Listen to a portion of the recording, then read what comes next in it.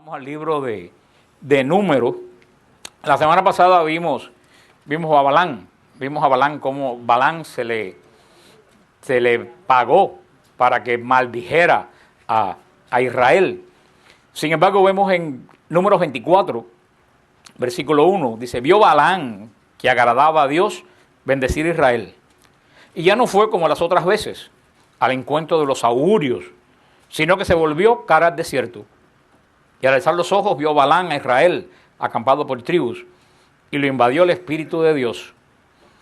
Y entonó su trova y dijo, oráculo de Balán, hijo de Beor, oráculo del varón clarividente, oráculo del que oye los dichos de Dios, del que ve las visiones de Shaddai, del que obtiene respuesta y se le abre los ojos.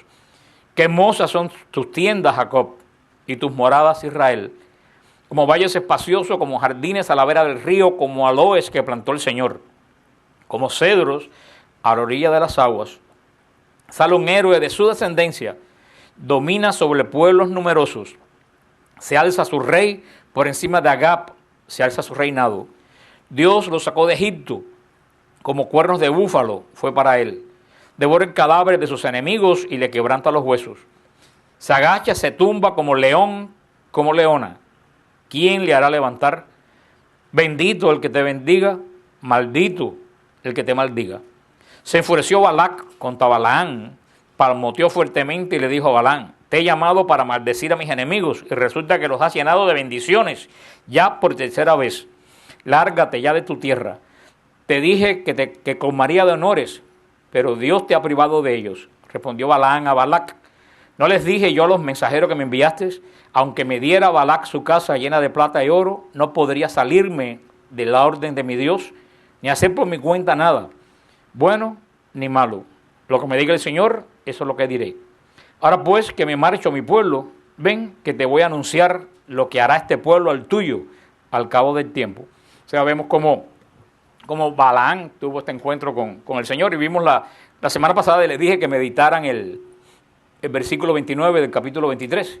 El capítulo del 1 al 2 el versículo del 1 al 2 del capítulo 24, y lo hablamos la semana pasada, como que cuando Balán se dio cuenta que le agradaba a Dios que se bendijera a Israel, dice que salió de sus augurios, y ¿qué cosas se recuerdan? Que se volvió al desierto. Ese volverse al desierto, le dije que eso era la conversión. O sea, él estaba para aquí con sus augurios y sus adivinaciones, ¿y qué fue lo que hizo? Se viró para acá. Eso es convertirse y ponerte totalmente opuesto al lugar donde estabas antes. Dice que cuando se volvió al desierto, ¿qué vio? Al pueblo de Israel. Y es hermosa la oración que hace, como fíjate que dice en el versículo 9, lo mismo que le dice Jacob a su hijo, como león, como leona, te agachas. ¿Quién te podrá levantar? O sea, ¿quién se atreve a levantar un león que esté echado? Yo no. Bueno, yo no conozco a nadie, que solamente un loco, eso que le dan besos a los leones, después los leones le arrancan la cabeza de un zarpazo, pero ninguna persona normal va a levantar yo no me atrevo ni a levantar un gato.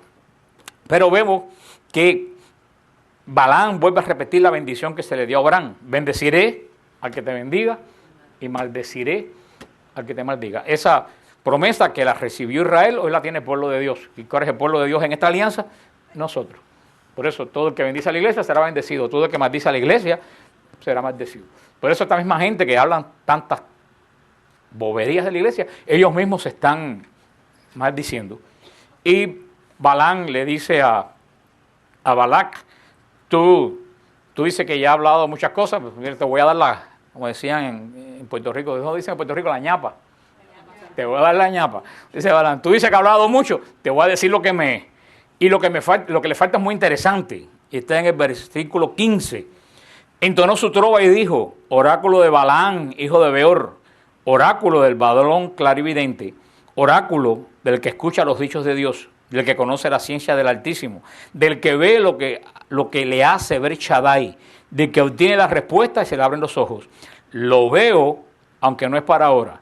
Lo diviso, pero no de cerca.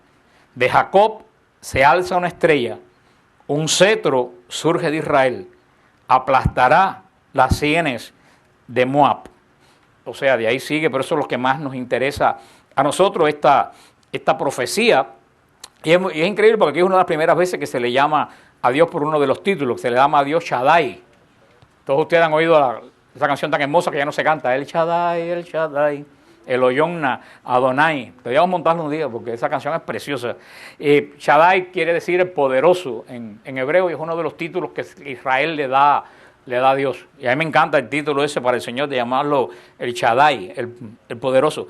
Y dice, mira lo que me hace ver el poderoso. Lo veo, aunque no es para ahora. Lo diviso, pero no de cerca. ¿Qué es lo que Balaam ve de Jacob? Se alza una estrella.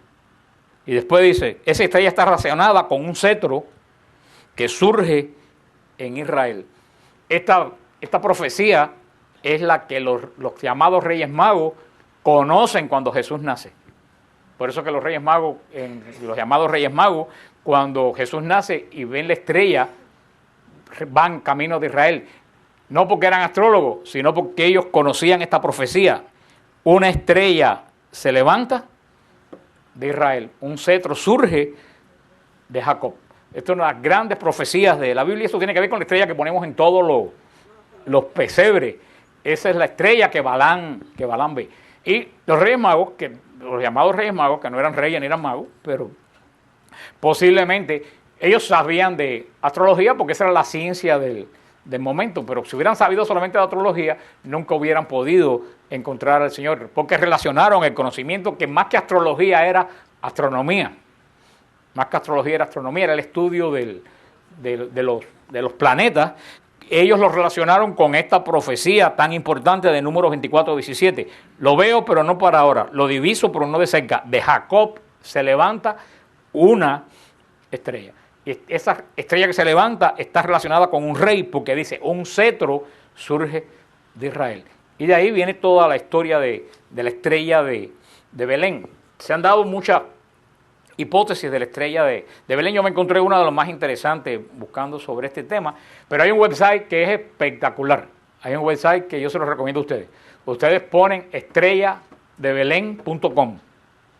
Solamente ponen starofbethlehem.com o en el idioma que quieran, estrellaDeBelén.com. Y hay un website de un famoso científico, no sé si ustedes han visto este programa de EWTN, que da una clase de estudio sobre la estrella de Belén desde el punto de vista científico espectacular, que él dice que fue una conjunción de 3 planetas. Y él explica, yo no tengo capacidad para explicar eso, por eso está muy bien explicado, que ustedes lo puedan ver. Él explica hasta por qué la estrella empezó a caminar. Él explica cómo en la conjunción de los planetas pudiera, a uno que lo ve, pudiera parecer que la conjunción está caminando en sentido contrario. Un estudio espectacular. Inclusive da todos los datos, como en la China, como en Corea, hay datos científicos de esta estrella que se vio por todos esos lugares. Y lo que yo le decía, muchísimos lugares vieron la estrella desde el punto de vista físico, desde el punto de vista astronómico, pero ¿quiénes entendieron el mensaje? Los que conocían la Escritura. Porque si no, no hubieran podido relacionar esa estrella con lo que decía la Escritura. El primero que propuso la sugerencia de una conjunción planetaria como la estrella de Belén fue el astrónomo alemán Johann Kepler, que en 1604 él sacó esta teoría y dispuso un estudio de cómo se pudo haber interpretado esta conjunción planetaria. Pero lo que me encantó fue lo que decía un erudito judío llamado Alfred Edersheim, que ha dado, para mí es lo más cercano que yo he visto, que yo he podido entender sobre lo que se habla de la estrella. Y él dice que la palabra griega traducida en las escrituras como estrella en realidad significa resplandor, que se puede interpretar como estrella, pero se puede interpretar como resplandor. O sea que de la escritura diría que los Reyes Magos vieron este resplandor que se movía delante de ellos. ¿Eso a ustedes les da alguna idea? Un resplandor que se mueve y va guiando a alguien caminando por la Shekinah, la gloria de Dios que caminaba delante de Israel. Y este Este conocido historiador judío, ¿qué es lo que está planteando él? Que lo que en realidad los Reyes Magos fueron fue la Shekinah, la gloria de Dios que viva delante de Israel, que venía delante de ellos y lo fue guiando por todo el desierto. Para mí eso bíblicamente tiene mucho más sentido de que una simple estrella. Lo mismo que experimentó el pueblo de Israel en el Sinaí durante 40 años, lo experimentaron y es lo mismo. El pueblo de Israel, la Shekinah, la gloria de Dios, caminaba adelante guiándolo ¿a dónde? A la promesa de Dios. La Shekinah de Dios puede haber guiado a los magos, llevándolo ¿a dónde? A la promesa de Dios, que es Jesucristo. O sea, si tú ves un paralelo entre el camino por el desierto de los que venían buscando la promesa y el camino en la nueva alianza de los que vienen buscando la promesa. Verdaderamente es muy interesante esto que este científico, yo nunca había oído hablar de esta probabilidad y yo creo que es bien interesante. Pero también en este contexto judío, la realeza según la profecía, la estrella en la profecía representaba un nacimiento. Lo veo, aunque no para ahora, lo diviso, pero no de cerca. De Jacob se avanza una estrella, un cetro surge, que sí quiere decir nace de Israel. Representaba un nacimiento, representaba ¿qué cosa? La realeza, un cetro nace. Representaba una conexión profunda con la nación judía. Porque es que le dice Balaam, eso que yo te estoy profetizando van a ser de la nación que está al frente de ti. Venía del cielo, apareció en el momento preciso. Mira qué interesante que Herodes, que tenía que conocer esta profecía, cuando van a Herodes los Reyes Magos, ¿qué le pasa a Herodes? No entiende. O sea, para que tú veas que uno puede ver y no entender. Uno puede conocer y no entender. Todo está en dependencia de dónde está tu corazón. Y verdaderamente que esta profecía, que a lo mejor muchos de ustedes no la conocían, es una profecía bien importante, una de las profecías mesiánicas primeras que vienen ya desde los primeros tiempos del camino. Llegando a Israel ya se habla del Mesías, la estrella de Jacob. De aquí Israel, capítulo 25, versículo 1 dice, Israel se estableció en Sitín y el pueblo, esto es muy importante lo que dice en el versículo 21, versículo 1, versículo 25. Israel se estableció en Sitín y el pueblo se puso a fornicar con las hijas de Moab. Estas invitaron al pueblo a los sacrificios de sus dioses y el pueblo comió y se postró ante dioses extraños. Israel hirió así al Baal de Peor y se encendió la ira de Yahvé contra Israel. Podemos volver a decir, Israel no entiende. Ha caminado 40 años por el desierto. Ya ve que se muere Aarón, ya ve que toda la generación que salió de Egipto, casi todos se han muerto. Por lo tanto, Israel tiene que entender que si ya todos se han muerto y Aarón está muerto, tiene que ser que están ya llegando a la promesa. Y llegando a la promesa, solamente le faltan las montañas esas grandes que se ven en Israel. Israel está la promesa está a 3 kilómetros de ellos. ¿Qué es lo que hace? Se detienen y se ponen primeramente a fornicar con mujeres de un pueblo pagano. Y la fornicación con mujeres de otros pueblos paganos, ¿a qué lo lleva? A la adoración de dioses falsos. Aquí hay dos cosas, porque acuérdense que en la Biblia la prostitución tiene que ver, la prostitución es lo opuesto de la santidad. En la Biblia la prostitución es la gente que se van detrás de diferentes dioses y no se casa con un solo Dios, en contraposición con la virtud o la virginidad, que es quien permanece fiel a un Dios. Pero este capítulo 25 va a dar entrada a los otros capítulos que no lo vamos a leer, le vamos a pasar por encima a los capítulos que nos quedan. Esta es la clave para entender, porque mucha gente me pregunta, ¿por qué si Dios es bueno hay tanta masacre del capítulo 25 en los otros capítulos en el libro de los números? Y da que pensar, si Dios dice no, ¿cuál es el mandamiento? No matar. ¿Cómo hay tanto exterminio de aquí en adelante? Y muchas veces parece que instigado por Dios. Y aquí está la respuesta. Primero que nada, ese pueblo que habitaba en esta parte de Moab, en toda esta parte, era un pueblo profundamente corrompido. Era un pueblo grandemente corrompido. no solo corrupto, perdón, no solamente corrupto en la moral, era corrupto en la moral, porque vemos que se acostaba todo el mundo con todo el mundo desde la época de Lot y desde la época de Sodoma y Gomorra, que andan por esa área. No solo eso, sino que tenían un culto horrendo. ¿Cuál era el culto de estos lugares? A los niños lo echaban por la boca de un ídolo que tenía dentro llamas y quemaban a los niños recién nacidos. Esa era la adoración de ellos, quemar niños dentro de la boca del Dios, del ídolo, del Dios de ellos. Era un pueblo profundamente malo. Y no solo que era un pueblo profundamente malo, sino que era un pueblo que al que se arrimaba a él, ¿qué le pasa? Lo corrompía. Un pueblo que la maldad que tenía no solo era la maldad de ellos, sino que la maldad que tenía la transmitía. Por eso en el camino de Israel a la tierra prometida, después de este episodio, solamente queda una posibilidad. ¿Tú sabes qué es la posibilidad? Hay otro chance. Hay que exterminar ese pueblo que es profundamente corrupto, y no solamente que es profundamente corrupto, porque ellos fueran corruptos y se quedara ahí, no, son profundamente corruptores. No había contaminante, como dice Mirta, no había posibilidad. O el pueblo de Dios, o se acababa el pueblo de Dios. Fíjate si es así, que cuando vemos que Israel ataca Jericó, las personas que, como la prostituta Rahab, las personas que ayudaron y se pusieron de parte de Israel, ¿qué les pasó? No les pasó absolutamente nada. A las tribus que creo que fue las Gabaonitas, no me acuerdo qué tribus rodeaban a Jericó, que se unieron al pueblo de Dios, recibieron la bendición de Dios y ni catarro cogieron. O sea que vemos que destruyen a esta gente que eran profundamente corruptores en sí mismos.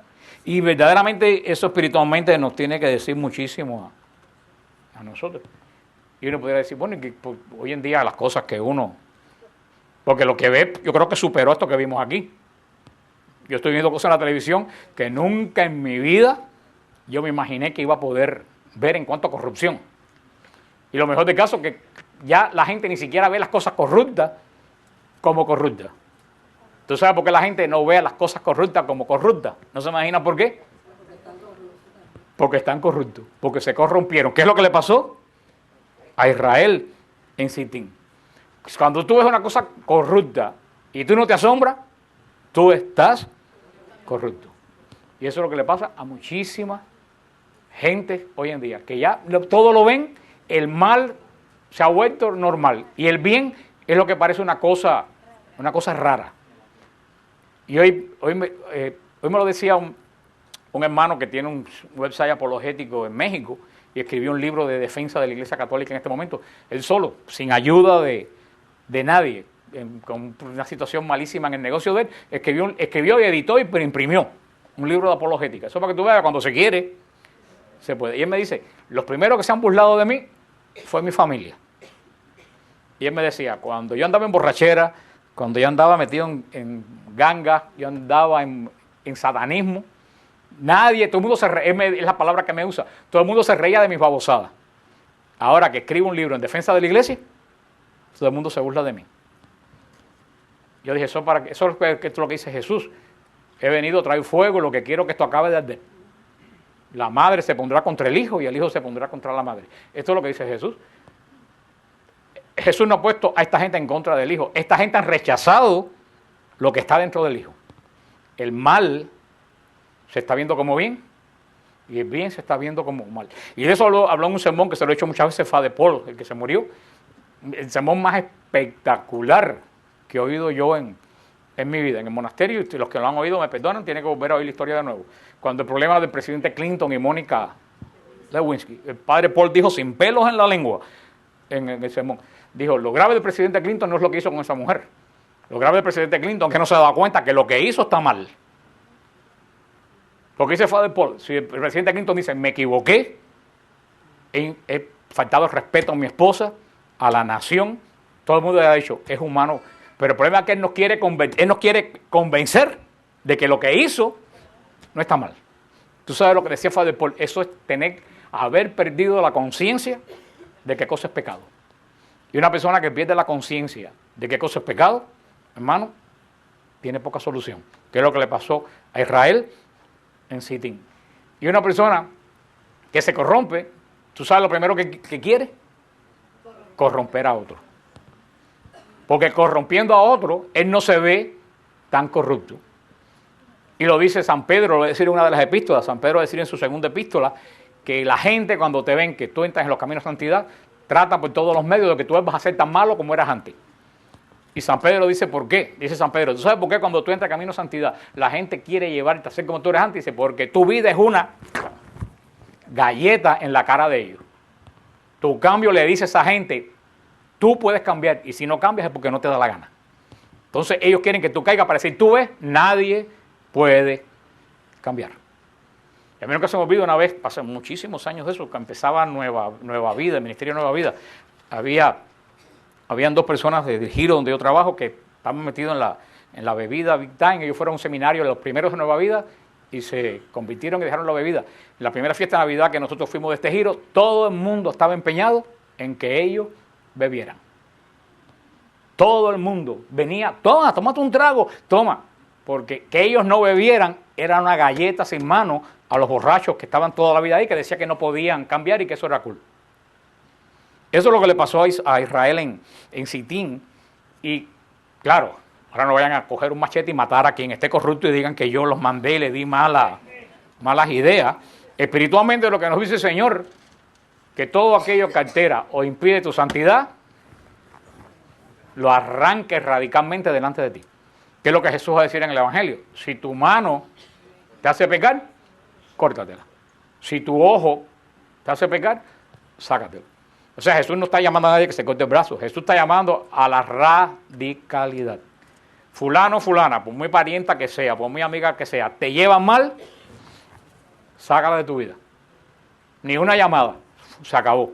Fuera. No dejes que otra persona te contamine, porque entonces pierde la bendición de Dios, que fue lo que le dio. Y de ahí fíjate que pasa de pecado de fornicación, pasa al pecado de idolatría. Y yo estaba leyendo el otro día en un libro que decía que por eso hoy en día nadie habla de eso, pero que por eso uno de los pecados que más contamina es los pecados relativos al sexo. Dice que es uno de los pecados que más contamina interiormente. Y todo eso tiene que ver por lo que dijimos cuando empezamos el estudio de Génesis, que el sexo en el plan de Dios se hizo, ¿para qué? Para procrear y como bendición al género humano, porque se lo explico a ustedes que los animales no tienen sensaciones sexuales, ninguna. El único ser creado que tiene sensación agradable en el sexo es el ser humano. Y Dios le dio eso al hombre como una bendición para que el acto de crear, que es el acto que más nos asemeja a Dios, porque el acto que más nos asemeja a Dios es el acto sexual, porque creamos vida como Dios es creador de vida. Dios le dio esa bendición al hombre para ser sellado en el pacto en el séptimo día, que ese pacto nunca se cerró, porque el sexto el hombre le falló a Dios. Y por eso, como el acto sexual está unido a la creación de vida, que es el don que nos asemeja a Dios, por eso que cuando se mal usa, es un don que tanto te lleva no a la unión con Dios, sino a la desunión con Dios. Por eso pasan de la fornicación, pasan ¿a qué? A la idolatría, a servir. Dice, se postró ante sus dioses. Israel se adhirió hacia Baal de Peor y se encendió la ira de Yahvé contra Israel. Baal quiere decir Señor, o sea, quiere decir que Israel reconoció como Señor a un ídolo, casi al punto de ser bendecido con la tierra que Dios le había dado por promesa. Y se encendió, dice, la ira de Dios contra Israel. En otros capítulos atrás explicamos que la ira en nosotros, ¿se acuerdan qué cosa es la ira en nosotros? Un defecto. ¿Y en Dios qué cosa es? Una virtud. La ira en el hombre es defecto, en Dios es virtud. ¿Por qué? Porque la ira en nosotros es reacción ante algo que no me gusta, sea justo o injusto. Sin embargo, la ira en Dios es rechazo total al pecado, a lo que está mal hecho. A lo que está mal hecho. Dios y el pecado no tienen nada que ver. Cuando uno peca es como dos imanes positivos que tú los quieres unir. ¿Se acuerdan qué pasa con dos imanes? Cuando tú unes las dos partes positivas, se rechaza. Así es Dios y el pecado. Esa es la ira de Dios, el rechazo total a lo que es malo, a lo que es todo lo que vemos, todo lo que es degenerado, todo lo que es corrupto, todo lo que vemos que sucedió aquí en este capítulo. La ira de Dios se enciende. Y aquí comienzan de nuevo, cuando la ira de Dios se enciende, sobre Israel comienzan a caer las plagas de nuevo. Como hablamos cuando la serpiente, no es que Dios inventara plagas, es que esas plagas de lo que fuera estaba ahí. Y lo que lo aguantaba, ¿qué cosa era? El poder de Dios. Al retirarse el poder de Dios porque Israel lo rechaza, todas esas plagas que lo rodean caen sobre Israel. Mucha gente diría, bueno, ¿y por qué hoy en día que la cosa está peor, que en Sitín no pasa la ira de Dios, sino cae sobre nosotros? Gracias a Dios por la mediación de Jesucristo. Porque acuérdense que entre Israel y la ira de Dios no había absolutamente nada. Ahora, entre la ira de Dios está la sombrilla, lo que expliqué aquella vez. Entre la ira de Dios y nosotros está ¿quién es la sombrilla? Jesucristo. Por eso que no ha pasado lo que pasó en Sitín, y se ha abierto la tierra y se ha tragado a medio mundo. Pero, hermano, de todas formas yo siempre le digo a la gente, no tienten la paciencia de Dios, porque todo tiene un límite. La paciencia de Dios tiene un límite. Y verdaderamente, inclusive, bueno, en este caso nosotros como nación no aprendemos la lección. No aprendemos absolutamente la lección. Mira lo que sucedió en Nueva York, cuando las Torres Gemelas, todo eso, que es lo primero que decía la gente, ¿dónde estaba Dios? Dios no está, lo hemos echado a puntapié de la sociedad. Cerramos la sombrilla y la pusimos atrás de la puerta. Porque seguimos como Adán, él no ha cambiado la situación. ¿Se acuerda la acción de Adán? La mujer que tú me diste, agárrate la peluca. Si yo pequé, no es porque soy sinvergüenza, sino porque tú me diste el medio para pecar. Es lo mismo que decimos ahora. ¿Por qué Dios me hace? ¿Dónde está Dios cuando pasó tal cosa? Y Nueva York, otras ciudades que estamos viendo la indecencia que hemos visto en estos días, que se preparan. Hay que orar para que Dios siga teniendo paciencia con nosotros, porque cada día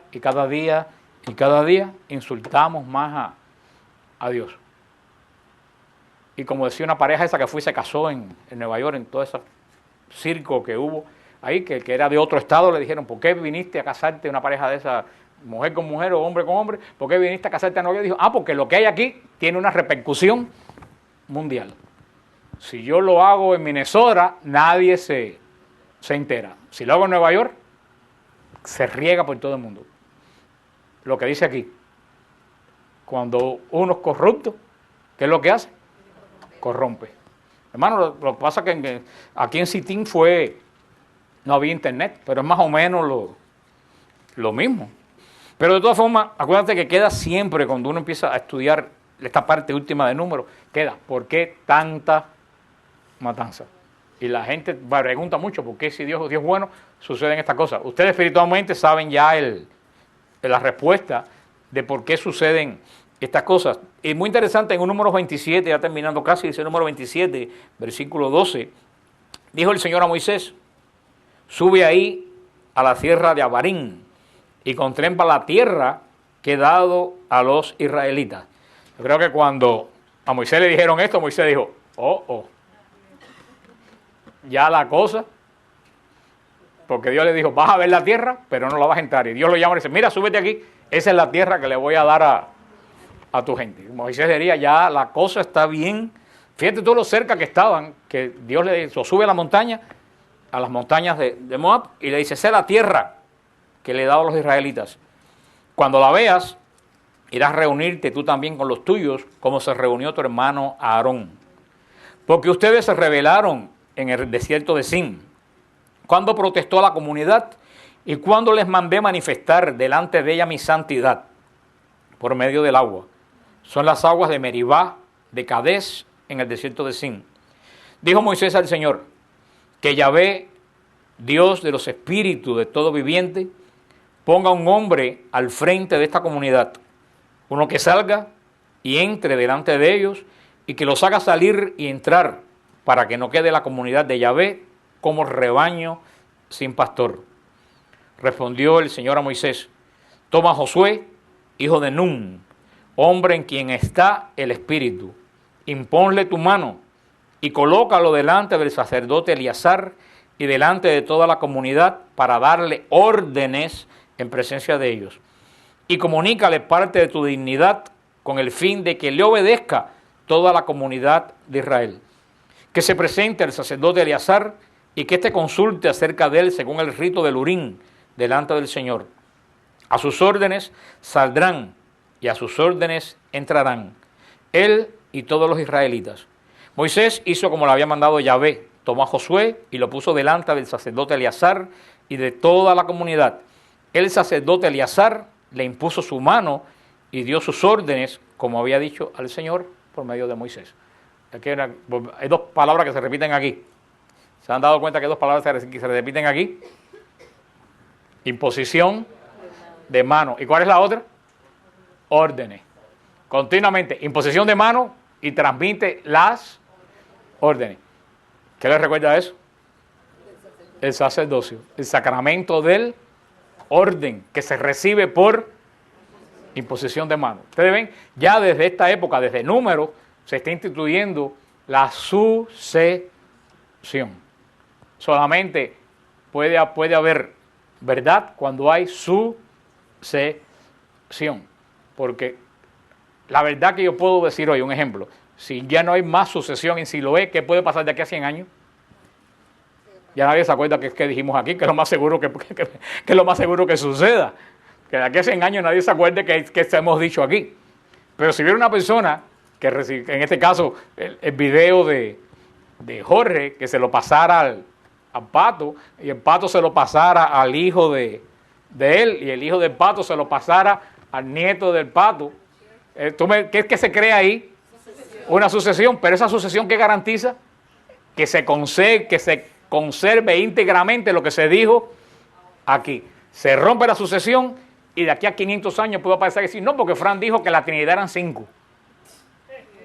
¿Y qué prueba hay de que yo no lo dije? Ninguna. ¿Cuál es la garantía de que un ejemplo de lo que yo dije es cierto? La sucesión. Por eso, Israel tenía sucesión y la iglesia tiene sucesión. Y las iglesias protestantes no tienen sucesión. Dios me dijo. Como dice Mirta, Dios me dijo. ¿Cómo yo sé que Dios te dijo?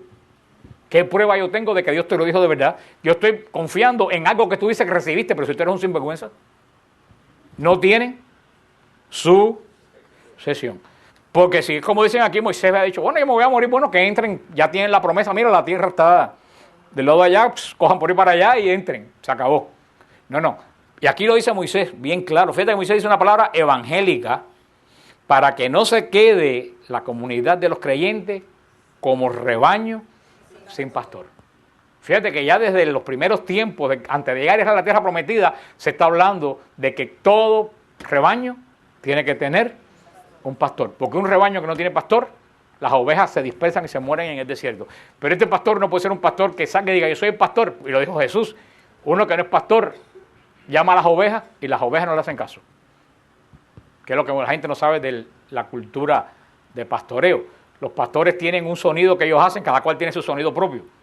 Y cuando los pastores hacen ese silbido o hacen esa voz específica, las ovejas desde chiquitas están acostumbradas y cuando él grita, todas las ovejas vienen. Por eso Cristo dice, hay pastores que vienen y cuando no reconocen, las ovejas no reconocen su voz, porque cuando lanzan el grito, las ovejas no saben que lo están llamando. Por eso dice, las ovejas reconocen la voz de su pastor. Y eso es lo que sucede aquí. Moisés dice que este pueblo no se quede sin guía. Dice el Señor, perfecto, ¿qué dice el Señor? Ok, el guía, ¿quién va a ser? Josué, arriba, Israel. ¿Hace el Señor eso? Dice, no, antes de caminar, ¿qué tiene que hacer Josué? Ir delante de quién? De Moisés, del sacerdote Eleazar. ¿Y qué va a hacer Eleazar? Le deben poner las manos. ¿Y qué le va a transmitir Eleazar a Josué? El espíritu, las órdenes que recibió Moisés. Y ya de aquí va a comenzar esta sucesión de sumo sacerdote más adelante en Israel y después en el Nuevo Testamento comienza la sucesión a través de los que siguen al apóstol Pedro custodiando la doctrina de la iglesia hasta el día de hoy. La función del Papa no es inventar doctrinas nuevas, la función del Papa es custodiar la doctrina que ya tenemos. Que eso es lo que la gente no entiende. La gente dice, ay, ¿por qué el Papa no permite a las mujeres sacerdotes? Un ejemplo.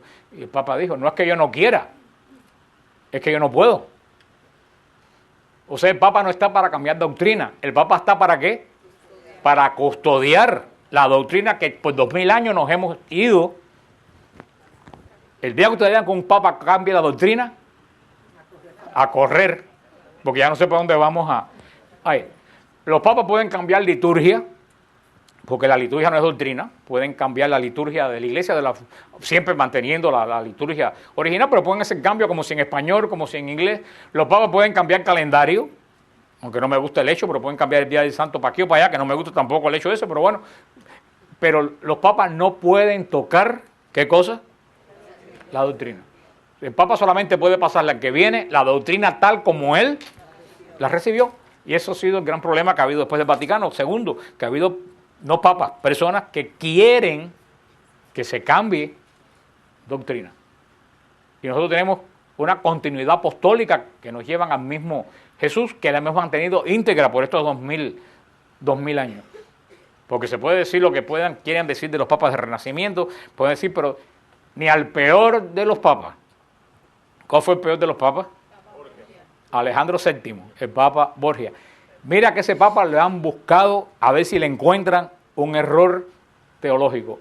La vida moral fue un desastre, pero nunca nadie le ha encontrado ni un solo error teológico. Y mira que se lo han buscado. Si hay alguien que lo han buscado, ha sido en ese Papa. Nunca le han encontrado error teológico. ¿Por qué? Porque, vuelvo a decir, los papas no están para cambiar doctrina. Están para pasarla y para velar que la doctrina se guarde tal como en los primeros siglos, como determinaron los concilios y como determina la tradición. Por eso que curioso y que sorprendente que mucha gente ni sepan cómo los testigos de Jehová y los mormones cada 15 o 20 años cambian su doctrina. La cambian y todo quedó bien. Los mormones decían hasta hace poco que los negros no tenían alma. Miren, ni ustedes lo saben. ¿Ustedes han visto muchos mormones negros? Hace 15 o 20 años fue cuando ellos determinaron que sí tenían alma. Hermanos, si la Iglesia Católica hubiera dicho que los negros no tenían alma hace 500 años, todavía no lo estuvieran sacando en la calle, en la cara.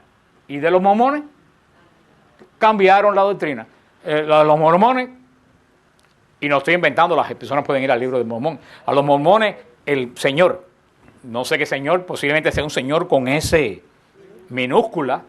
El Señor le dijo a Joseph Smith que podía tener muchas mujeres, porque los mormones dicen que hay un número de almas fijas que Dios creó, que cuando todas esas almas fijas vengan a la tierra, ya se acaba el mundo, comienza el reino de Dios. Entonces, ¿cuál es el apuro de ellos?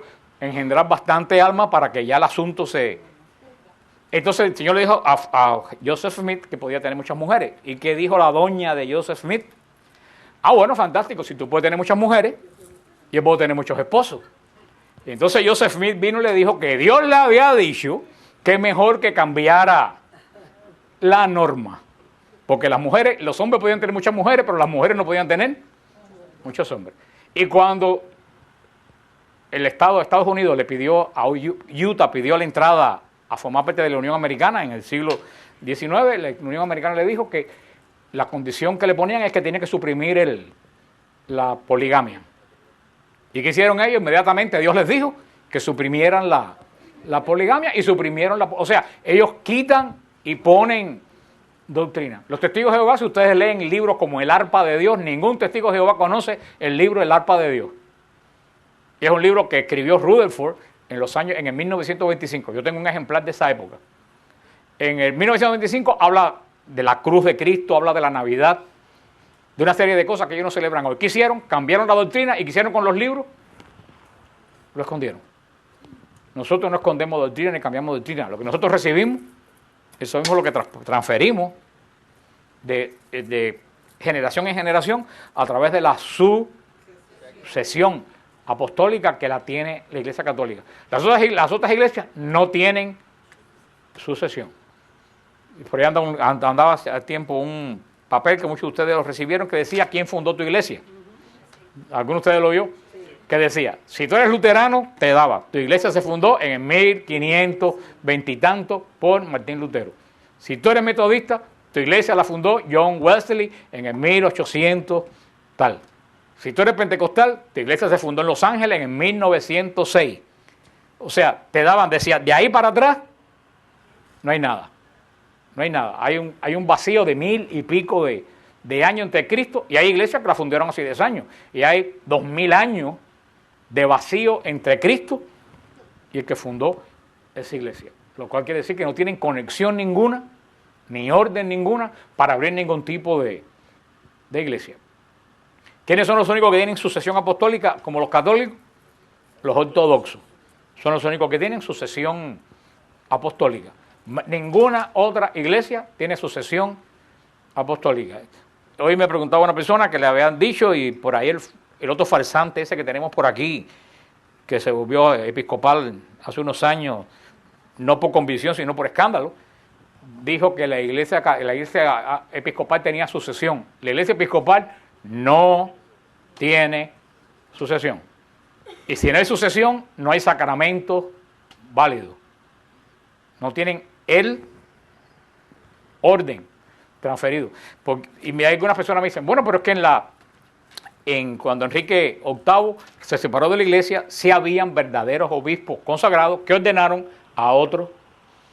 Sí, por supuesto que cuando Enrique VIII se separó, habían obispos ordenados que ordenaron a otros obispos, pero a estas alturas no se sabe quién ordenó a quién. Entonces, como la iglesia no puede reconocer, como no se puede probar qué obispo viene de un obispo ordenado y qué obispo viene de un obispo no ordenado, la iglesia dijo, no hay posibilidad de saber que hay alguno de ellos que tengan sucesión. Y al no poderse probar si hay sucesión, tampoco la iglesia episcopal ni la iglesia anglicana tienen sucesión apostólica. Aunque, bueno, si la misa es igual que la de nosotros, si el matrimonio es igual, es exactamente igual, pero es exactamente lo mismo, pero no tienen el poder de transferir la ordenación a otros sacerdotes, ni de celebrar la Eucaristía, ni de perdonar los pecados. El único poder que tienen los episcopales, como lo tienen las iglesias protestantes, el único sacramento común que tenemos es el bautismo. Que si tampoco. Se perdieron la sucesión cuando se separaron de Roma. O sea, surgieron hombres que no eran obispos, que ordenaron a otros de obispos. Ya ahí se rompió el orden. Por ejemplo, en Inglaterra, Cranmer, el arzobispo Cranmer, que fue de la Reforma, nadie lo ordenó. Enrique VIII dijo, este va a ser arzobispo. Y le pusieron los churumbeles del arzobispo, y él se puso a ordenar cura y ordenar obispo. Él no había recibido ninguna sucesión. Entonces ahí se rompió la sucesión apostólica, y así pasó con la iglesia luterana. La iglesia, el único poder que tienen esas iglesias para hacer sacramento es el sacramento del bautismo, porque el poder de bautizar se le dio a todas las naciones. Vayan y bauticen. Si lo hacen en el nombre del Padre, del Hijo y del Espíritu Santo en agua, la iglesia reconoce ese bautismo como válido.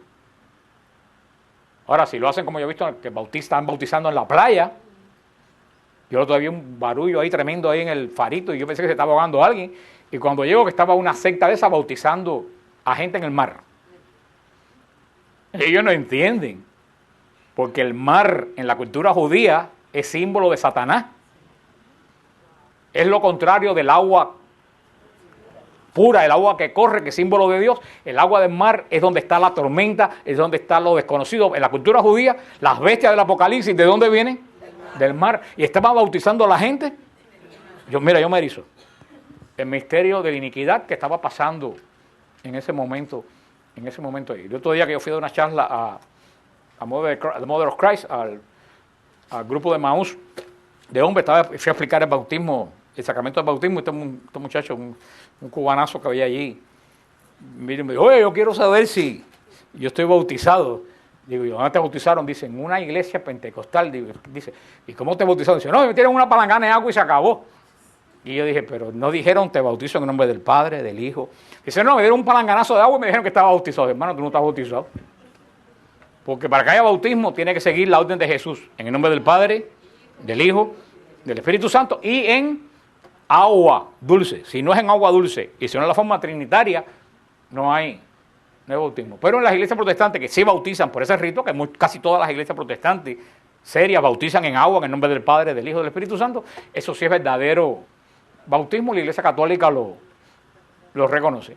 Pero más ninguna iglesia que la católica y la ortodoxa tienen sucesión apostólica. Ojalá que eso les quede claro.